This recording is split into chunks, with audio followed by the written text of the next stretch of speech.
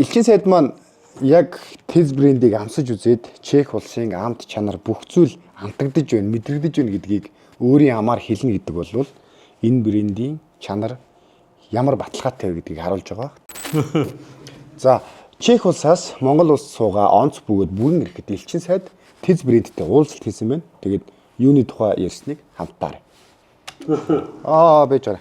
Энэ бас гинт тулгын болгоё гэдэг үл тээ бас. Энэ ч юм байгаа тий. За. Юу ч гэсэн адилхан хийгээд авъя. За.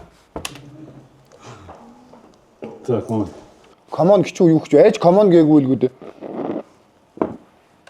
Dobrý den, jmenuji se Jan Vytopil, jsem velvyslanec České republiky v Mongolsku.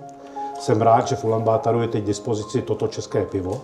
Tez брэнд Green Group-ийн орж ирээд анхны TVC реклам хамгийн анхны нүүр царай нь бол манай Баярах байсан. Тэгээд ах нь одоо энэ 500 жилээс доош ийм түүхтэй people рекламт хуугээд надад томродсон баг. Тэгээд яг тэр тухай ярьж байна. Pochází z pivovaru Lobkovic, které pivo vyrábějí už 500 roků.